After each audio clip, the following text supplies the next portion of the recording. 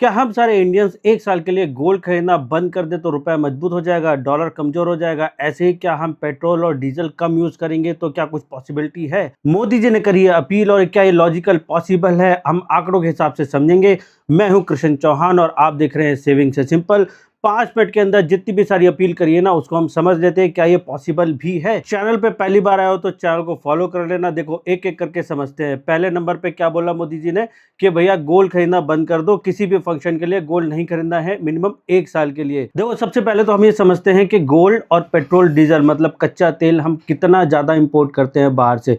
Total 45 से 60 billion dollar का तो हम गोल्ड इंपोर्ट करते हैं, मतलब 5 लाख करोड़ रुपए का हम लोग गोल्ड इंपोर्ट करते हैं बाहर से। और पेट्रोल डीजल के लिए हम कच्चा तेल इंपोर्ट करते हैं अराउंड 15 लाख करोड़ रुपए का। तो पहली अपील में मोदी जी ने क्या बोला है कि हमको किसी भी फंक्शन के लिए मिनिमम 1 साल के लिए गोल्ड नहीं खरीदना है। क्या ये पॉसिबल है? और दूसरे साइड में सेबी ने लॉन्च कर दिया है गोल्ड खरीदने का नया तरीका, ईजीआर, इलेक्ट्रॉनिक गोल्ड रिसिप्ट।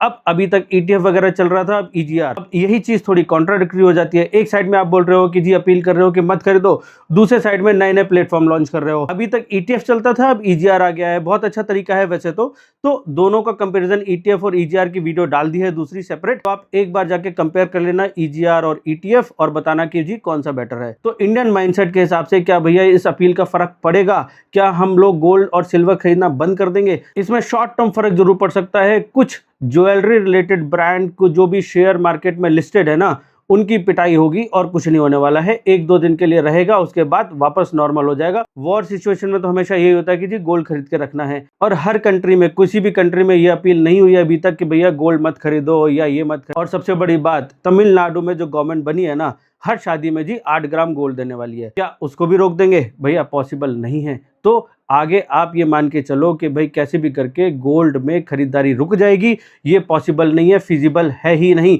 2-4% का फर्क पड़े तो पड़े, अदरवाइज कोई फर्क नहीं पड़ने वाला है इसमें। दूसरे नंबर पे बोला है कि जी पेट्रोल डीजल कम यूज करो, थोड़ा सेंसिबल तरीके से यूज करो, कार पूल करो और अगर बहुत जरूरी हो तो ही बाहर निकलो, अदरवाइज वर्क फ्रॉम होम करो।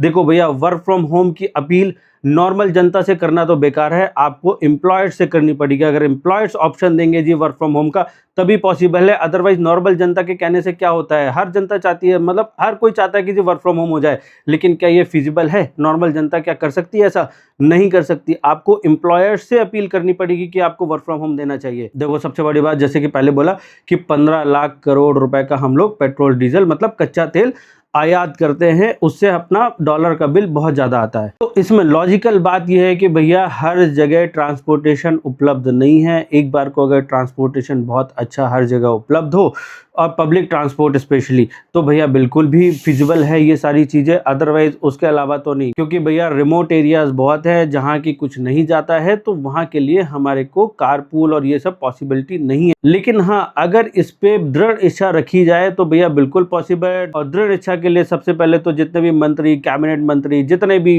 मतलब पॉलिटिकल पार्टीज है ना, चाहे विपक्ष के भी, भैया अपने काफिलों में 2-2 गाड़ियां कम करना शुरू कर दो। सबसे पहले तो जी अपने ऊपर अप्लाई करना पड़ेगा, उसके बाद ही तो आप दूसरों को बोलोगे।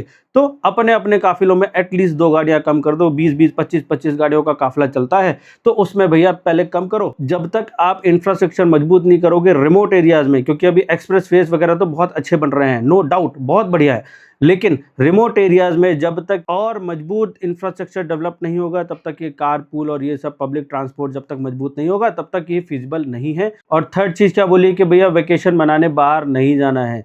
उससे क्या होगा कि भैया डॉलर का बिल थोड़ा सा कम आएगा और हम अपने रुपए में ट्रेड कर पाएंगे अगर हम इंडिया में घूमते हैं तो।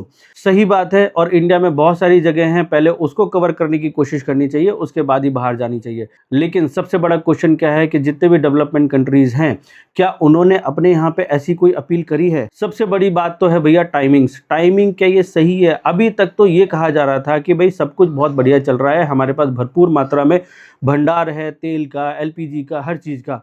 लेकिन जैसे ही इलेक्शन हो गए जी, शपथ वपथ हो गई है, उसके बाद अब बोला जा रहा है कि भैया क्राइसिस चल रहा है, थोड़ा सा हमको ध्यान देना है। अपील करी है देश हित के लिए और देश प्रेम से उसको जोड़ दिया है। तो थोड़ा सा इसमें डाउट आता है, क्या उस टाइम पे गलत बोला जा रहा था या अभी, मतलब अभी अपील करने का क्या मतलब है? तो युद्ध तो ऑलमोस्ट 3 महीने से चल रहा है। 3 महीने पहले क्या सिचुएशन अलग थी, अब एकदम से अलग हो गई है, जबकि क्रूड ऑयल के प्राइस ना $114-115 पहुंच गए थे, अब वापस से $100 के आसपास आ गए हैं। लेकिन अभी भी युद्ध का खतरा तो बहुत ज्यादा मंडरा रहा है, क्योंकि ट्रम्प कभी कभी तो ये बोलता है कि भैया सब कुछ बहुत बढ़िया चल रहा है और डील होने वाली है, और अगले ही पल हो जाता है कि जी डील नहीं हो रही है, अब हम हमला करेंगे। तो ये सारी चीजें चल रही है। उसमें ये जैसे बयान आया है ना, उसके बाद और ये वीकेंड पर बयान आया है, अब मार्केट खुलते भैया गोल्ड सिल्वर में जो भी ट्रेड करते हैं, जो भी ज्वेलरी कंपनी है, उस पर प्रेशर आएगा।